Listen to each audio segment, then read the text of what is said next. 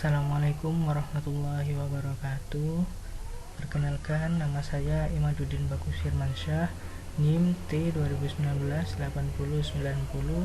mahasiswa Tatris Biologi YIN Jember. Ingin mempresentasikan mengenai materi fotorespirasi. Pengertian fotorespirasi. Fotorespirasi adalah sejenis respirasi pada tumbuhan yang dibangkitkan oleh penerimaan cahaya yang diterima oleh daun. Diketahui pula bahwa kebutuhan energi dan ketersediaan oksigen dalam sel juga mempengaruhi fotorespirasi. Walaupun menyerupai respirasi biasa, yaitu proses oksidasi yang melibatkan oksigen, mekanisme respirasi karena rangsangan cahaya ini agak berbeda dan dianggap sebagai proses fisiologi tersendiri. Fotorespirasi merupakan satu contoh proses biokimia dalam tumbuhan yang kurang menguntungkan bagi produktivitas tumbuhan tersebut. Mengapa kurang menguntungkan? Karena fotorespirasi terjadi dengan mengkonsumsi O2 dan menghasilkan CO2 tanpa menghasilkan ATP ataupun karbohidrat secara langsung. Fotorespirasi berasal dari kata foto yang artinya cahaya dan respirasi yang artinya menghasilkan O2 dari CO2. Kapan sih terjadinya fotorespirasi itu? Fotorespirasi terjadi ketika siang hari dan cuaca sangat panas. Ketika itu, stomata akan menutup untuk mengurangi penguapan air.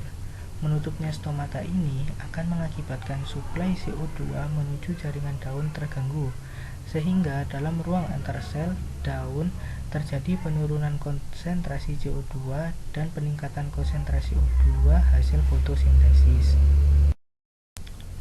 Mekanisme fotorespirasi. Secara biokimia, proses fotorespirasi merupakan cabang dari jalur glikolat.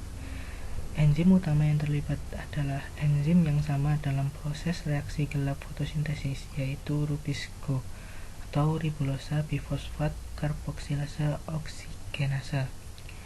Rubisco memiliki dua sisi aktif, yaitu sisi karboksilase yang aktif pada fotosintesis dan sisi oksigenase yang aktif pada fotorespirasi.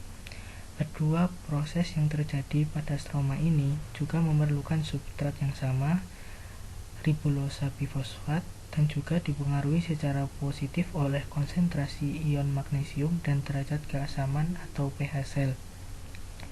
Dengan demikian, fotorespirasi menjadi pesaing bagi fotosintesis, suatu kondisi yang tidak disukai kalangan pertanian karena mengurangi akumulasi energi.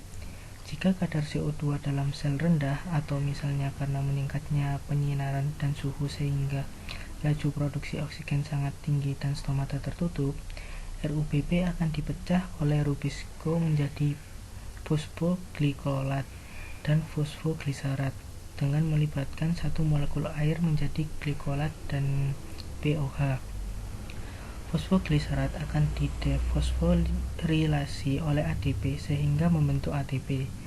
Fosfoglikolat memasuki proses agak rumit menuju peroksisom, lalu mitokondria, lalu kembali ke peroksisom untuk diubah menjadi serin, lalu gliserat. Gliserat masuk kembali ke kloroplas untuk diproses secara normal oleh siklus Calvin menjadi gliseraldehida 3-fosfat atau G3P.